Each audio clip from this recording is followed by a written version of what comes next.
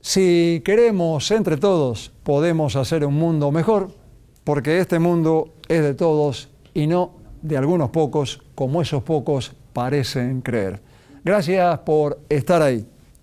El escultor Antonio Puglia nació en Polia, Calabria, Italia, en 1929. Murió el año pasado en Buenos Aires, donde había llegado en el año 1937, nacionalizándose argentino algunos años después. Puglia realizaba su obra utilizando diferentes metales fundidos, como bronce, plata y oro, y trabajaba también esculpiendo mármol. Se formó con Alberto Lagos, Troiano Troiani, Alfredo Bigatti, José Fioravanti y Rogelio Irurtia, entre otros. Recibió el título de Profesor Nacional de Escultura en la Escuela Nacional de Bellas Artes Pueyrredón y el de Profesor Superior de Escultura en la Escuela Superior de Bellas Artes de la Nación, Ernesto de la Cárcova. Fue docente en las escuelas de la Cárcova, Belgrano y Pueyrredón, además de dar clases privadas en su taller por más de 30 años. En la Galería Whitcomb de Buenos Aires hizo su primera muestra individual en 1965. Fue el creador de la estatuilla de los premios Podestá, que se entrega anualmente a la trayectoria de los actores miembros de la Asociación Argentina de Actores. Algunas de sus obras se encuentran en exhibición permanente en distintos lugares públicos de Buenos Aires. Entre ellas están Columna de Vida en la Plaza Vélez Sarsfield de Floresta y un busto de Hugo del Carril en la estación San Pedrito de la línea A de subte en el barrio de Flores. Obtuvo muchos premios a lo largo de su vida, entre los que se pueden mencionar el Gran Premio del Salón Municipal Manuel Belgrano en 1959, el Gran Premio de Honor del Salón Nacional de Artes Plásticas en 1960, Diploma al Mérito de los Premios Conex en 1982. Fue nombrado caballero por la Orden al Mérito de la República Italiana en 1982 y Ciudadano Ilustre de la Ciudad Autónoma de Buenos Aires en 1992. En 2008 lo entrevisté en su taller en Buenos Aires. Vamos a ver este material de archivo nuevamente en nuestro programa de hoy. Inmediatamente, después de los auspiciantes, con el deseo de siempre. De aquel lado, esténse bien. Las siguientes firmas auspician el cuento de la buena pipa en pintura. Artística New Plenty, distribuidora mayorista para artistas y artesanos. Laboratorio Civic, los espera en su nuevo centro de atención de Boulevard Oroño 287, con exclusiva atención los domingos de 8 a 12. San Cristóbal Seguros, tu compañía. Calidad académica y compromiso social. Instituto Universitario del Gran Rosario. Promoviendo una cultura universitaria e inclusiva. Norberto Moretti. Clases de dibujo y pintura. Salta 2969, Departamento 3. Teléfono 438-5867. Delfín. Telas de tapicería, cortinería, toldos. Centre Catalá. 115 años con la cultura de Rosario. Lo voy a llamar Antonio porque no le gusta que le diga maestro, así que vamos a tratarnos de Puglia como quiera. Gracias por recibirnos en su taller, que es una casa que ya estuvimos viendo un poquitito, enorme casa. ¿Cuánto hace que está acá? Y hace más de 20 y pico de años, ¿no? Desde el año 77 vamos a poner. ¿Es su taller solamente? ¿Su taller solamente? Más de 30. Más de 30. ¿Su taller solamente? ¿Vive acá también o la...? Muy cerca. Tengo aquí mi casa habitación a 5 cuadras de acá. O sea que le queda cómodo, viene caminando ida y vuelta todos los días. Vengo caminando, pero hago las clásicas caminatas que debemos hacer los ancianos. ¿Qué edad tiene ahora? 77. Nació en 1929, ¿dónde? Exacto, en Polia, que es un pequeño pueblo de la Calabria, del sur de Italia, ¿se entiende? ¿Qué lo trajo? Vino siendo muy chico acá, lo trajo la familia. ¿Qué los trajo? ¿Escaparse de la posible guerra que se veía venir? ¿Problemas económicos? Todo eso junto, más las dictaduras que había en ese momento en toda Europa prácticamente, las amenazas de la guerra, como decís, Y el factor económico tremendo, porque había una crisis, sobre todo en los lugares más subdesarrollados de estos países latinos, había bastante crisis de economía, y bueno, los hombres jóvenes buscaban de ir a buscar nuevos horizontes. De todas maneras, era un país en aquel momento, Antonio, era un país inclusorio. La gente que no tenía posibilidades, la gente que no tenía medios, incluso que no tenía instrucción, podía tener derecho a la instrucción y podía tener derecho a la esperanza de una vida mejor, cosa que ahora aparentemente se ha revertido casi totalmente o totalmente. La gente que no está incluida dentro del sistema difícilmente sea incluida. Es una gran diferencia respecto a aquellos años en los que usted vino al país. Y cuando vino al país, vamos a sentarnos, cuando vino al país, ¿sabía ya que tenía el deseo de ser artista? Era muy chico, vino en 1937, o sea, a los 8 años. Tenía 8 años, justamente. Era muy chico, ¿o ya sabía que quería ser artista? Digamos, instintivamente sí, porque ya dibujaba por instinto cualquier niño hace esto. Y en mi pueblo natal, que era muy pequeño, los niños nos hacíamos los propios juguetes, no había economía posible de comprar, y recurríamos a la arcilla, es decir, que era una materia prima que estaba allí cerquita, era una especie de cava donde iban los artesanos, los ceramistas a buscar su... Sí. ¿Y cuándo supo Bujía que quería ser artista? ¿Hay un momento que recuerde especialmente? ¿El momento en que decidió estudiar Bellas Artes? ¿El momento en que, no sé, vio una escultura y quedó deslumbrado y dijo yo quiero ser esto, quiero hacer esto? Habría 3 momentos que yo voy a decir rapidito.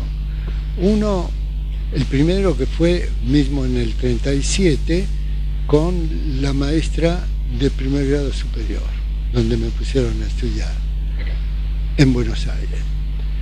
Y bueno, yo no entendía nada, no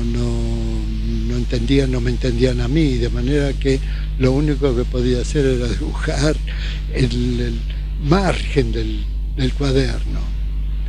Y la maestra Teresa, adoradísima por mí, un ser realmente notable en mi historia, lejos de abochornarme porque hacía dibujo en vez de hacer el dictado o lo que fuera, me alentó. Inclusive le pidió a una compañerita que me diera colores que yo no había visto nunca en mi vida. Me deslumbré con eso y, alentado por esta maestra, a dibujar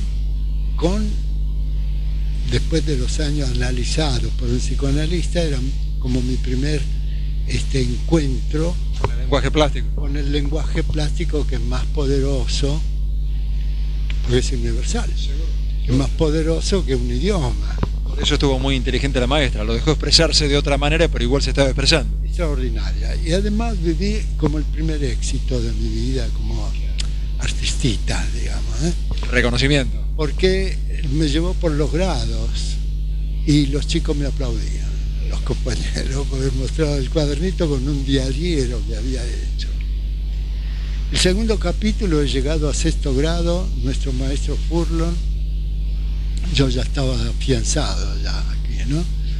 Nuestro maestro Furlon hacía todos los años, al final del año lectivo, de la primaria, hacía como una especie de test psicológico a los alumnos. ¿Qué quería hacer? Y claro, él le indicaba la inclinación que tenía cada uno, y a mí me dijo, llegado mi turno, me dijo, con vos no cabe la menor duda que tenés que ser pintor. Entonces andá a estudiar a la Escuela de Bellas Artes. Cosa que hizo porque así lo deseaba. Corrí a mi casa como desesperado porque me encantó que el maestro me encaminara por allí. Además me fue muy hermoso sentir ese término, Bellas Artes.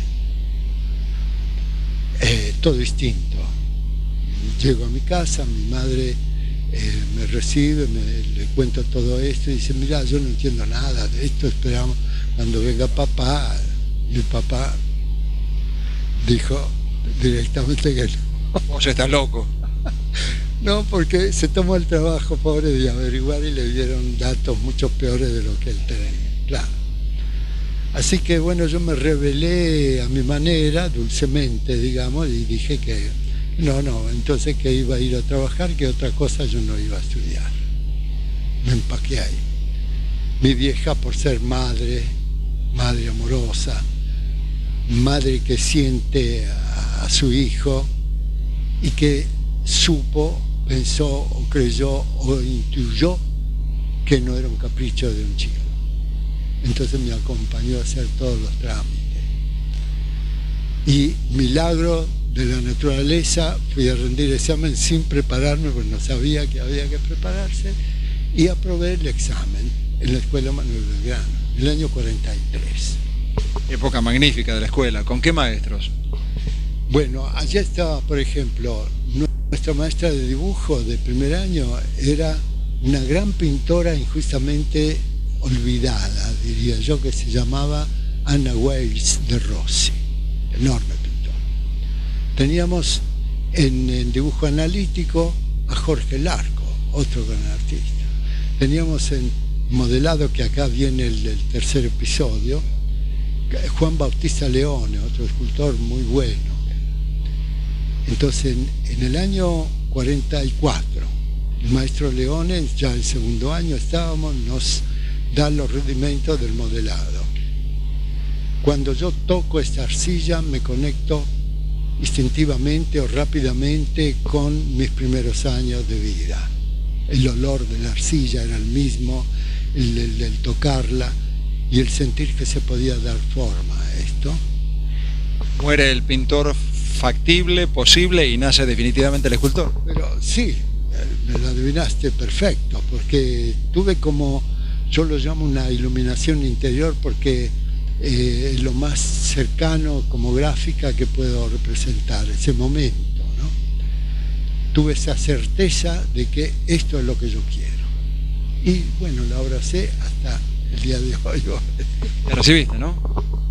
Claro, hice las 3 etapas de la escuela y tuve la enorme suerte de tener maestros tanto en la Belgrano como en la Pueyrredón y en la Cárcova luego, que me llevaban a trabajar con ellos, donde además de ser pagado, aprendía enormemente. ¿Con quién, por ejemplo?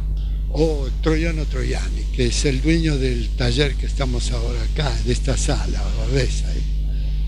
Maestro Troiani. Cada uno de estos talleres tiene su dueño. Son los maestros que me han formado. O sea, cada una de las salas tiene, a modo de homenaje, el nombre de uno de tus maestros. Entonces, Troiano Troiani, Rogelio Urrutia, que es el príncipe de la escultura argentina, José Fioravanti, otro ser extraordinario, Alfredo Bigatti, que junto con Fioravanti hicieron el monumento que Rosario es uno de los grandes, o el más grande monumento que se ha hecho en la República. Alberto Lagos, bueno, podría seguir nombrando. ¿Qué nombres, eh? Pero estos fueron los más importantes, con los cuales sigo teniendo una relación de amor. Los amo entrañablemente y los necesito. ¿Los tenés presentes? Tener en mi memoria, en mi alma y en mi taller. Ahí está. ¿A tu vez, llegado el momento, diste clases o no? Sí, enseñé en las 3 escuelas donde me formé. Más que nada en la Belgrano. Fue el periodo más largo. ¿Te gustaba la docencia? Porque no es fácil. La descubrí de una manera casual, porque yo lo que quería hasta terminada la Pueyrredón era tener un taller como tenían mis maestros, donde iba a trabajar con ellos, tener esto y tener encargos de monumentos, etcétera, pero eso no he tenido la suerte de hacer monumentos. ¿En qué grandes etapas se puede dividir tu trabajo, tu obra? ¿Qué grandes momentos reconoces? ¿Qué grandes, de tal año a tal año me dediqué a la escultura más realista, más figurativa, de tal año a tal año apareció la síntesis, hice obras monumentalistas? ¿Cómo se divide tu trabajo? ¿En qué etapas? Bueno, yo siempre fui figurativo por autenticidad y por convicción total. Sí, pero dentro de la figuración fuiste cambiando. fui cambiando algunos aspectos. Temáticamente ha cambiado en cosas. Y digamos del año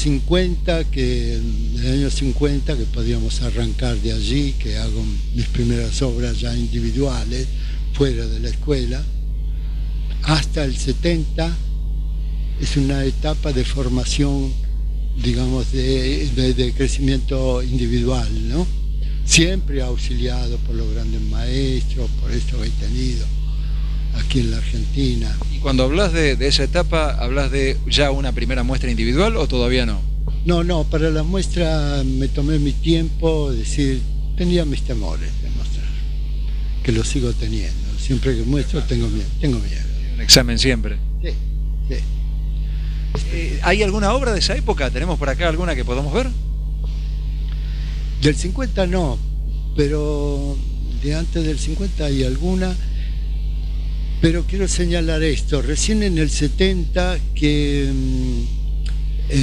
digamos, yo trabajaba también en el Teatro Colón como escultor escenógrafo.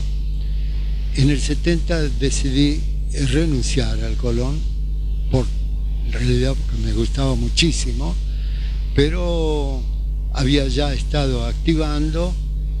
Había empezado a hacer muestras, fuimos contratados con Carlitos Alonso y yo en el 68 por una galería importante. Empezamos a ganar buen dinero y tenía a la noche, también tenía clases y me quedé con muy pocas horas, una vez por semana, y de pronto gané todo el tiempo. Querías todo el tiempo para trabajar en lo que te gusta. Ganar dinero, gané tiempo, ¿no? Y allí se operó un cambio porque me animé, me atreví, me costó hacer el tema social que siempre lo sentí, por venir del proletariado, por venir de lugares donde había tiranías y había guerras. Las injusticias sociales siempre me han preocupado. Y entonces en el 70 hago una serie sobre el hambre. Sigo trabajando el tema social a través de un Martín Fierro, y después vino toda la época del proceso, de la dictadura, y esa época fue signada en mi trabajo particular, porque podía vender o no vender otras cosas, pero esas obras nunca las quise vender, las tengo todas. En el 70 empecé a sentirme escultor, no antes. Antes siempre tenía alguna falencia, algunas pequeñas crisis que por suerte duraban poco, cuestión de días nomás. ¿Qué era, una crisis de autovaloración? ¿No te sentías suficientemente digno, digamos, o suficientemente bueno como para mostrar? Exactamente, esas crisis que tenemos todos los que nos tomamos con el debido amor al arte, ¿no? En realidad Hemingway, aunque en otra disciplina artística, también artista obviamente como escritor, decía que la inseguridad, la falta de certeza, de saber que sirve o no sirve, si sirve o no sirve lo que uno hace, es la única seguridad, la única recompensa del artista. Uno trabaja, pero en realidad no sabe qué va a pasar con ese trabajo. Por eso lo único importante en esto es no falsearse, serse auténtico a uno mismo. Y después el público... Perfecto, estamos de acuerdo. Yo quiero seguir siempre esa ruta y hoy más que nunca la sigo. En los 70 ya exponías. Sí, y esa muestra de los niños del hambre la expuse en el 71, que ya era mi cuarta o quinta muestra. Bueno, me costó todas las muestras me cuestan arrancar y mostrar, pero las primeras me costaron bastante, ¿no? Sí, me somatizaba, hacía todos los chiches que hay que... Después apareció el análisis. Yo estaba. Ya estaba. Estaba precisamente el psicoanálisis, o el doctor Fontana, es justo nombrarlo, fue él el que me desentrañó el asunto de exponer. Me dice, usted pone en patota siempre, un grupo, un salón. Ahora bien, ¿por qué no se anima solo? No, porque no soy digno. ¿Qué menosprecio le tiene usted a la gente? Me dice. ¿Yo por qué? Le digo, doctor. Porque los que le han dado el Gran Premio Nacional y el Gran Premio Municipal y el Premio Palanza, parece que para usted no son importantes. ¿Ya tenías el Palanza también? Sí. ¿O usted cree que... ¿Verdad que estaba buscando como certeza? ¿Usted cree que se lo dan porque es un muchacho simpático? Déjese de joder. Dice, tómeselo más en serio esto de entregarse. Y eso me decidió hacer mi primera muestra cuando tenía recién 36 años. De todos modos, está bien, te tomaste tu tiempo y seguramente sirvió para madurar otras cosas, pero quiere decir que mientras tanto la obra estaba siendo vista y juzgada por determinados jurados que te dieron esos importantes premios, ¿no? Sí. Palanza, que lo digo así, es un espaldarazo total, en aquellos años era el premio más importante que había. Y claro, fui hasta ahí, aún... Muy joven, ¿no? Fui el Palanza más joven, sí. Con lo cual medio que yo miro las cosas de aquí y de allá, digo, me han jodido la vida. Y medio como que te cargan con una responsabilidad muy grande, ¿no? Exacto. Yo digo, ¿cómo hago ahora para estar a tono con esto? Entonces por eso también en su momento renuncié al Teatro Colón, renuncié a las escuelas de Bellas Artes y todo ese tiempo me introduje en mi taller, que ya podía tener no sino taller anterior ahí en mi casa, taller ya grande con materiales, con la maquinaria que me hace falta, con todo lo que podía tener, con modelos. Entonces también estaba ganando dinero. ¿Y en qué cambió la obra en ese momento con tanta cosa buena? Bueno, lo que dije antes, en el 70 me atreví a decir más cosas que no podía parir antes, ¿no? Que es el tema social, el tema de la injusticia, que significa, terrible injusticia, que significa matar de hambre a los niños. Yo creo que no hay crimen más bromado que ese. No, nadie debería pasar, ni niño ni adulto, nadie debería pasar. Es indigno que una persona tenga hambre. Los niños dependen de nosotros. Sí, si hay algo indigno es absolutamente, está bien. Bueno, y eso me atreví a documentarlo, decir, no es un arte social lo que yo hago, es, digamos, documentar lo que siento, ¿no? Frente a eso. ¿Y después? Después siguió con Martín Fierro Despojado, que también tomé el Martín Fierro como un ente social desgraciado, ¿no? Vapuleado por todos lados. Y después en el 76 empezó, ya venía engendrándose toda la dictadura militar, ahí hice una gran cantidad de trabajo. ¿Querés que nos levantemos y veamos un poco algunas de las obras que ejemplifiquen estas etapas? Por ejemplo, lo más antiguo en edad que tenés acá, ¿qué sería? Acá no hay nada. Todo trabajo de 1 año y medio. Todo contemporáneo. Esto de ahora. A esta parte, todo lo que hay acá. Lo que está en las salas donde veníamos es anterior. Ahora vamos a ver un poquito esa etapa para después pasar para este lado. ¿Y con qué material trabajaba en ese caso? ¿Yeso, mármol? Todos los materiales con los cuales conozco. Por ejemplo, estas son familias felices, familias de mis hijos.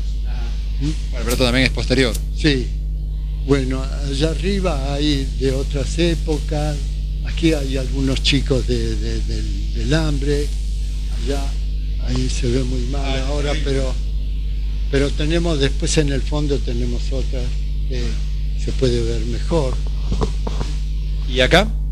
Acá tenés una cabeza de caballo, tenés Griego, esto greco-romano, Michelangelo, el calco del Moisés. Y esto también es del 77, este trabajo. Los paquetes que tiraban arriba. ¿Qué, el material? Esto es yeso, sí.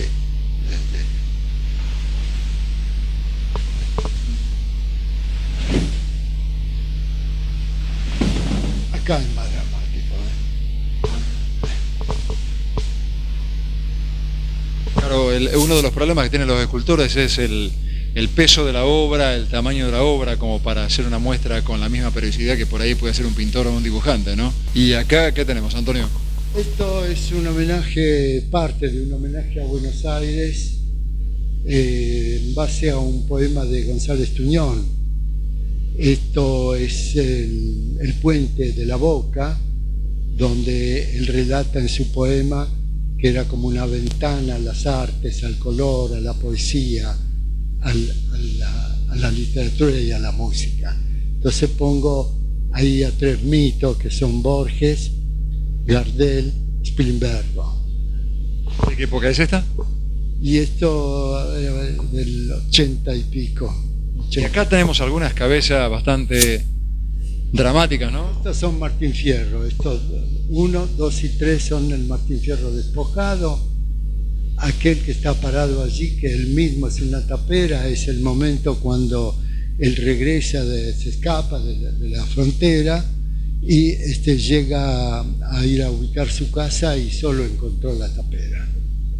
Entonces él se convierte en tapera misma, ¿no? Ese material es metal. Eso es bronce fundido a la cera perdida, que lo fundí yo mismo. Hay algunas piezas que son fundidas por mí. Método que cada vez se usa menos, ¿no? La cera perdida está bastante olvidada. Acá, pero no en Europa. Acá está olvidada. Es decir, no hay mucha gente que lo haga. No. El oficio se ha como cortado, porque los hermosos artesanos que venían en aquella época de las inmigraciones aportaron muchísimo. Después los cambios de todo tipo acá contribuyó a cortar todo eso. ¿Y las cabezas? ¿Las cabezas de fierro? Estas son 2 cabezas de Martín Fierro. Una está fundida en bronce, esta no, esta permaneció en yeso. ¿Y este personaje quién es? Este es mi gran amigo Leopoldo Presas. Claro, sí, con razón me resultaba cara conocida, obvio, sí. El retrato de pintores. Ahí tengo a Teresio Fara también, toda una serie de aquella cabeza es Teresio Fara que murió joven. Gran pintor, ¿eh? Y este trabajo es un homenaje a Amadeo Modigliani, que es mi pintor amado, ¿no? Es algo que te dicen a veces, ¿no? Que la estilización de tus obras tiene cierto parentesco con Giacometti,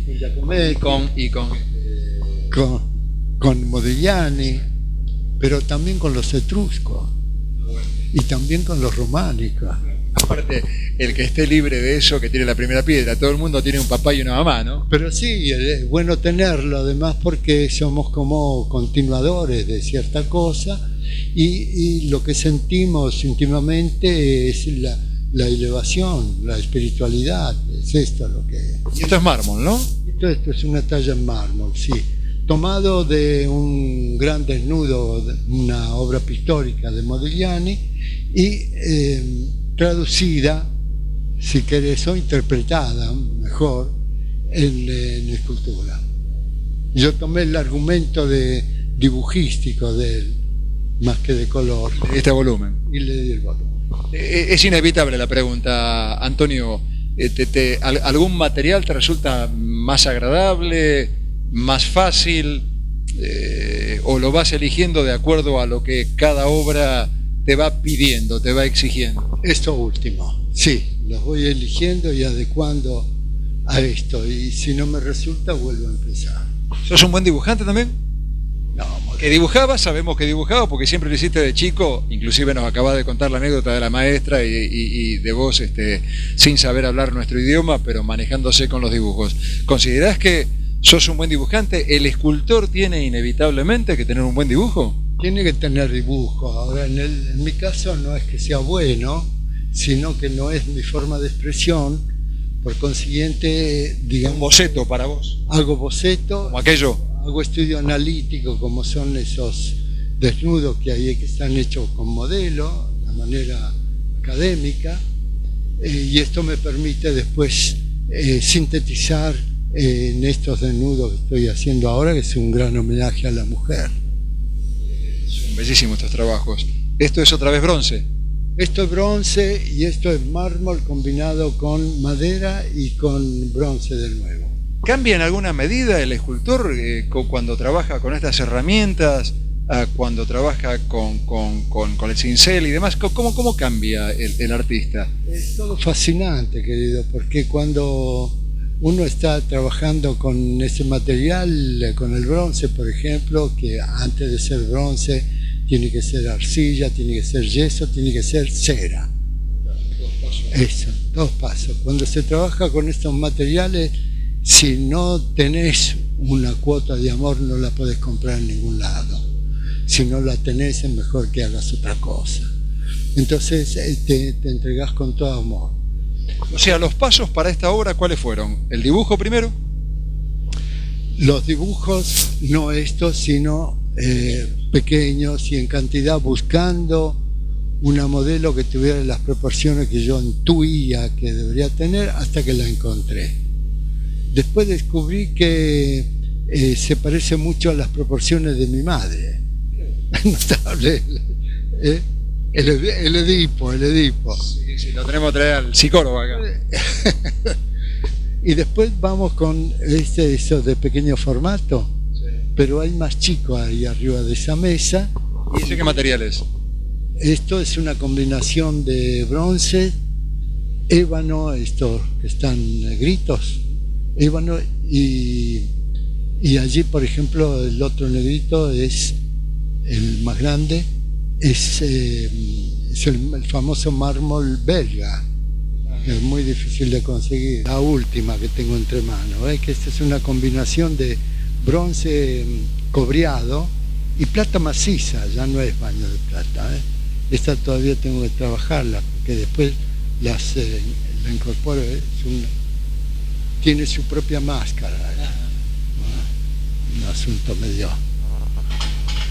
¿Y el bronce medio cobreado a qué se debe? ¿A una pátina que le diste? Estoy buscándola, sí, estoy buscándola ahora en relación a la plata, porque esto recién ha sido fundido en estos días y lo tomé ayer, lo tengo entre manos. Recién decíamos que se ha perdido un poco el oficio del bronce a la cera perdida. ¿Podés explicar brevemente para que el público que no está avisado de esto sepa medianamente cómo es? Sí, acá. Por ejemplo, vamos a tomar esto que es un esbozo recién de una mano que es de esta figura. Esto es cera, está modelado en cera, tenemos el hornillo allí con cera de distintas tensiones, más dura, más blanda, más elástica, menos elástica. Se modela esto. Una vez terminado, vamos al procedimiento para llegar a traducirlo en bronce. Es el siguiente, es muy poético, muy hermoso este procedimiento. Yo trataré de hacer sintético. Esta piecita entonces se pone dentro de un encofrado, digamos un cilindro de acero. Se fija allí y se llena, ese cofre se llena con polvo de ladrillo, yeso y cuarzo, batido con agua. Cuando está semilíquido, no líquido del todo, ni duro del todo, se vuelca y el yeso ocupa todas las partes de la superficie y abraza de una manera total esta pieza.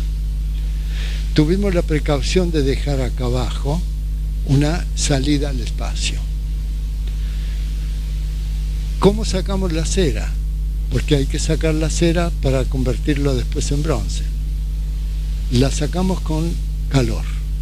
Entonces llevamos todo este cilindro con el yeso, que es el molde, le sacamos la parte de abajo y empieza a gotear por efecto de calor, se va todo. A los 100 grados ya se fue la cera. Pero tenemos que deshidratarlo el molde de una manera total, porque si no se pelea con el bronce cuando va a entrar a 1000 grados de temperatura allá adentro. La cera desalojada va a ser reemplazada por el bronce. Exacto. Ahí es donde se produce ese milagro de vida y muerte, porque fíjate vos el vacío que deja la cera al irse. En italiano la llama anima, ese vacío, anima, alma.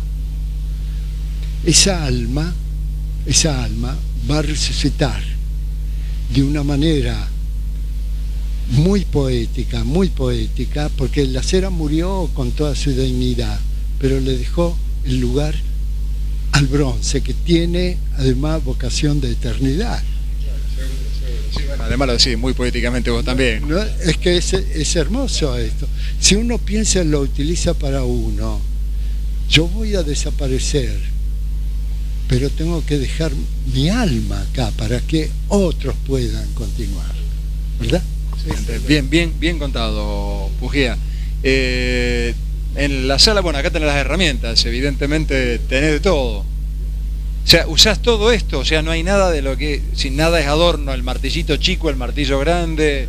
Para cincelar, para cortar, ¿ves? Para lijar. Ahí está, la moladora. ¿A qué hora venís al taller? A las 8, ¿Hasta qué hora te quedas? 12.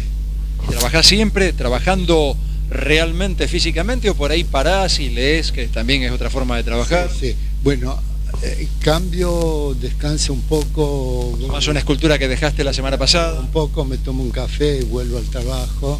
Si tomo otra, siempre tengo 2 o 3 esculturas en el mismo tiempo. ¿Y qué hace que sepas que una escultura está lista? ¿Un momento mágico en que sabés por intuición que está terminada? ¿Un momento en el que ya no sabés qué más hacerle? ¿Sí? Exacto, la coincidimos. Cuando no me sale más nada, no veo, mejor la dejo porque si no arruino. la dejo. Por ahí la tomo luego, porque de pronto encontrás una cosita. ¿Dónde la firmás, Pujía? ¿Dónde están firmadas tus obras? Y a ver, por ejemplo, esta, mira, ahí hay un Martín Fierro de los que tenía. ¿Esto es bronce también? Esto bronce también. Ahora vamos a buscar la firma acá de esto. Esto es una pieza, me gustaría que tomara, es una pieza que se llama La cárcel del alma. ¿De qué época es? Y está terminada en el 80, pero los ¿De la época de la represión? Sí. Entonces, el espectador se ve ahí detrás de la reja, mirate vos. Ah, le pusiste... Claro. Le pusiste un espejo. Claro. Cualquiera que pase frente a la obra se va a reflejar. Se ve ahí preso, ¿no? Pero resulta que es del alma la cosa, y la metáfora cambia cuando venís con el espejo libre. La pieza se abre, las rejas desaparecen y tenés la imagen sin ningún tipo de condicionamiento. Bien. ¿Hay otra forma todavía? Claro, ves cómo va, se mueve la forma, pero también se mueve la emoción y se mueve el contenido emocional, ¿no? Esta forma parte de esas obras que dijiste que no te desprendés. Claro, mira, en el 80. Bueno, ahí está el lado opuesto de todo. La tremenda tristeza, la pena y el dolor. Es realmente múltiple, ¿eh? Otra forma de cárcel es esto. Bueno, ¿Y no vino un coleccionista y te dijo, Pujía, yo me quiero llevar esto, póngale precio? sí, ¿Y? con esta en particular, sí, le dije, mire, yo no quiero desprenderme de esta porque me costó mucho hacerlo, pero tengo los modelos de yeso, le puedo hacer una copia en bronce. Me dijo, ya no es lo mismo, no sé cómo va a salir, yo no me puedo comprometer a esto. Bueno, hágaselo usted la copia en bronce, me dijo. Y véndame este. Y yo le dije, no, porque este tiene cierta... Bueno, es lo que yo quiero. Bueno. El coleccionista de alma realmente busca la pieza que él busca, no otra cosa. Así que bueno, Está bien, sigue en tu poder, así que ya la respuesta está dada. ¿Y acá? y acá sigue, porque es toda una continuidad esto. Esta es la cárcel del alma, inocente, lleno de amores, pureza, belleza, ofendida, defendida, y las crueldades ahí al final. Pero vamos a ver esta cómo se transforma. Es el inocente lleno de amores. El público acá puede venir, ¿ves? Este es el del 81 ya, ¿eh? El público puede venir y hacer estos mismos movimientos e ir descubriendo. Ahí está. Se ve fácilmente que había una ranura ahí que se podía quitar. cada pieza puede tener cierta autonomía si uno quisiera. Sí. Vamos.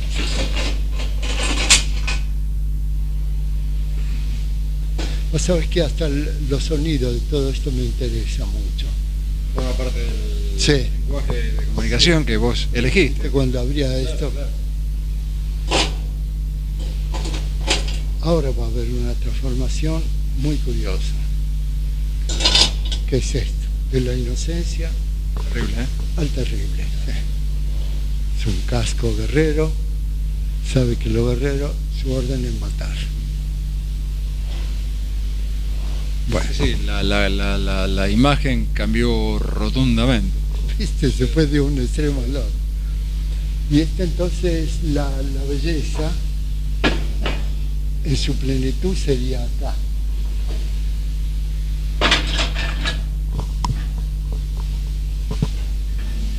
Está con toda una brotación de vida, semillas, Flores, frutos, hojas. y ahora la belleza ofendida y defendida que es esta, ahí.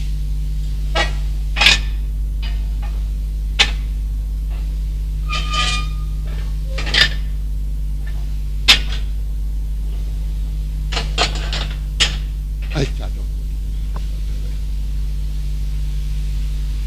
Y finalmente la crueldad que es todo infernal, esto, de afuera y de adentro. Esto del 81 también. Esta que vos me preguntabas. Acá está la firma. ¿Está? Bueno.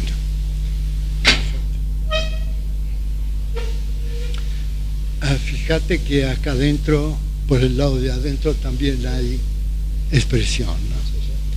Y esto que es un infierno dantesco, Bruegel, el juicio final de Miguel Ángel, me venían a la cabeza todas estas, las hecatombes.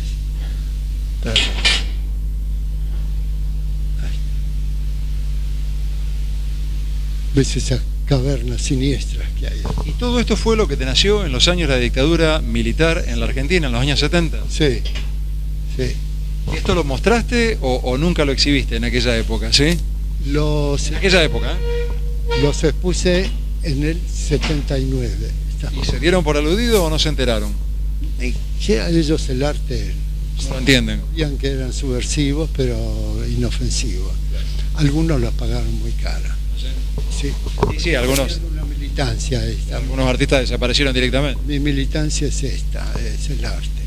Bueno, hablábamos hace un rato fuera de cámara, a Alonso, que es gran amigo tuyo, aparte de un muy buen artista, tuvo la desgracia de perder, hablando de militancia, a su hija, ¿no? Horrible, sí, sí.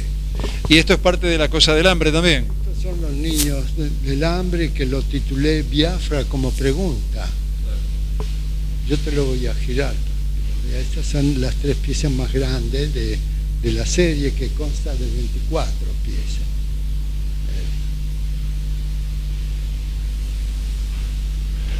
Y el público que ve tu obra, que normalmente es bella en el sentido tradicional, entre comillas, o clásico de la belleza, cuando ve esto, ¿cómo reacciona? Obviamente, seguramente quedará impactada, pero así como la otra obra seguramente se la quiere llevar a su casa si tiene la posibilidad económica, ¿esta también se la querría llevar a casa o no? Digo al público en general, no digo al coleccionista. Algunas de estas piezas, tanto estas 3 grandes como algunas más pequeñas, que accedieron a que les hiciera copia, porque yo estas las quiero para mis hijos, ¿verdad? Que queden como patrimonio de tu familia. Sí, exacto. Es inteligente de tu parte. Allá tenemos un homenaje a Sin Pan y Sin Trabajo. Exacto, esto es mucho más reciente, del 2000. A partir del 2000 vos ves que hay como una especie de grafiti allí, invocando a don Ernesto de la Carco, este enorme pintor nuestro, que hizo en 1893 Sin Pan y Sin Trabajo. En el 2000 también le agregué. Entonces modelé ahí, tratando de ser lo más fiel posible y con el respeto debido, el cuadro de don Ernesto. En general, las situaciones en el mundo, en nuestro país también, tienden a ser pendulares. Por ahí, en la moda, digamos, un día se usa corbata larga o ancha y otro día se usa corbata angosta, por decir algo. Eso es pendular, va y viene. En el caso del poder y el dinero, casi nunca es pendular. El que está con mucha plata generalmente tiende a tener más plata, y el que está abajo y hambreado casi nunca puede asomar la cabeza de eso, ¿no? Es cierto, pero... Por eso se repite lo de la Cárcova a fines del siglo XIX, y vos ponés y en el 2000 también. Y uno pretendería que no fuera un fatalismo. Obvio. Aparentemente es un fatalismo. ¿Sos un tipo optimista? ¿Sos un tipo pesimista? No, yo soy optimista. Si no, no haría este trabajo del arte. Solo que la realidad por ahí te demuestra y te cachetea algunas cosas. Y bueno, pero eso, digamos, entra dentro de la normalidad. Si tengo que elegir, elijo de nuevo exactamente esta vida, porque en este momento que estoy, no voy a usar el término en el ocaso de la vida, porque espero, y soy candidato a longevo, espero seguir... ¿Por qué? ¿Por ascendencia? ¿Tus padres vivieron muchos años? Sí, sí, sí. Sobre todo mi padre y mi abuelo materno llegaron a 90 y pico. Entonces, tengo 3 hijos, 2 de los cuales me han dado nietos. Entonces, este es el periodo más fructífero, más coherente, en suma más feliz de mi vida. ¿La crítica en algún momento te maltrató, te ensalzó, independientemente de estos jurados que te premiaban, ¿no? ¿Cómo fue tu historia con la crítica? ¿Te importaba? ¿Te importa? No me importa demasiado la crítica, porque si hubiera sido por los críticos yo estaría muerto de hambre. O sea, medio como que no te trataban. Lo poco que se ocuparon, algunos muy bien, otros más modestamente. Nunca tuve, digamos, crítica negativa. Por otra parte, hoy día no se critica a nadie, ¿eh? Son todos buenísimos, todo. Entonces, como circula por ahí la idea de que pagando te hablan bien de vos, entonces yo, en vez de pagarle a un crítico, prefiero ponerme en un programa de radio, invitar a mi muestra, o bien publicar un aviso: yo hago esto, estoy en tal lugar, pago eso. Si quieren, vengan a ver. Lógico, total, va dirigido al público, la crítica también. La gente que se deja... No, algunos críticos escriben para sí mismos, ¿no? Es cuando no se entiende nada de lo que dicen, ¿no? Ni nadie entiende nada. ¿Cómo ves el arte hoy en día? El arte lo veo bien, el pseudoarte no lo veo bien. Es decir, que hay una, yo la llamaría una invasión muy grande de advenedizos, de gente que pasa por, voy a usar una metáfora, veo luz y entro.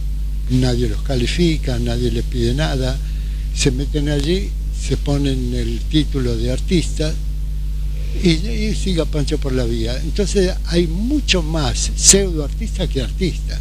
Y la marcha de la política como política, la política como economía de la Argentina en este momento, ¿cómo la ves? ¿Bien, más o menos, bien dirigida, sin rumbo? Yo lo que veo en nuestro país, que los pobres siguen siendo pobres, como hablábamos hace un rato, como si fuera un fatalismo. Yo creo que se podría remediar en algo, seguramente se remedió, porque a los que más ha beneficiado esta política es a los grandes capitales. Las brechas son cada vez mayores, el que más tiene cada vez más, y el que menos tiene, que son muchos más. Hay un poco más de trabajo, hay algo así, pero en el terreno, por ejemplo, de la educación y de la cultura, se fue para atrás, no para adelante. No soy creador y no soy maestro tampoco. Para ser creador se necesita tener misteriosamente lo que no sé quién lo da, pero que no se compre en ninguna parte, ni tampoco que trabajes 100 años seguidos en tu obra, no lo lográs. Hay una condición que muy pocos llegan a tener. Pero sí respetás tu trabajo como digno. Digno, sí. Cuando hablamos de tu posible longevidad, de acuerdo a tu ascendencia, a tu padre, tu abuelo, qué sé yo, esto patea la muerte para adelante. ¿Te preocupa la muerte de alguna forma? No tanto, No tanto. Cuando era más joven sí tenía como un sentimiento de rebeldía al cohete, ¿no? Al cohete No la puedes pelear. Claro, pero en ese momento sí. Pero hoy día no. Hoy día lo acepto como el mismo fenómeno de haber nacido, el terminar los días en paz como lo estoy haciendo. Yo puedo morir en cualquier momento. Lo que no quisiera es tener sufrimiento y darle sufrimiento a mi gente. Y si pudieras elegir un epitafio para tu tumba, ya que estamos hablando de esto y falta tanto tiempo, tenés tiempo como para escribir, ¿qué pondrías en tu tumba? ¿Habría una tumba o te cremarían? ¿Qué harías? No habría tumba. Ya mis hijos saben que yo quiero ser recordado por ellos en primera instancia con alegría, pero no quiero ni velatorio, ni sepultura, ni tumba, ni epitafio. Vamos con el epitafio. Bueno, a ver, sí.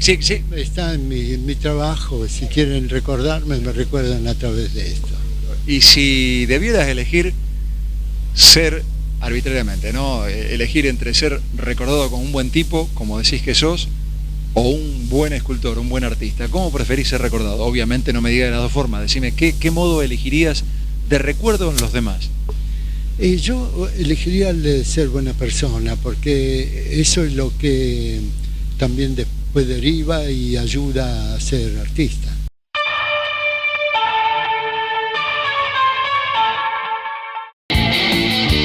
Hay un equipo que está acá, que cuando más lo necesitas, estés donde estés, vayas donde vayas, está siempre cerca tuyo.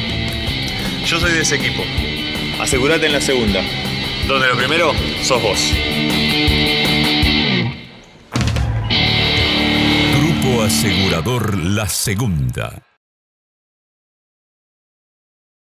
Buena persona, buen artista. Valía la pena volver a ver esta extensa entrevista a Pujía, realizada hace ya tantos años. Lamentablemente, Pujía murió el año pasado en Buenos Aires, donde vivió muchísimos años. Queda, como siempre que muere un artista, por supuesto, su obra. Chau, esténse bien de aquel lado y recuerden que si queremos entre todos, podemos hacer un mundo mejor. Las siguientes firmas auspiciaron El Cuento de la Buena Pipa, en pintura. Artística New Plenty, distribuidora mayorista para artistas y artesanos. Laboratorio Civic los espera en su nuevo centro de atención de Boulevard Oroño 287, con exclusiva atención los domingos de 8 a 12. San Cristóbal Seguros, tu compañía. Norberto Moretti, clases de dibujo y pintura. Salta 2969, departamento 3, teléfono 438-5867. Calidad académica y compromiso social. Instituto Universitario del Gran Rosario. Promoviendo una cultura universitaria inclusiva.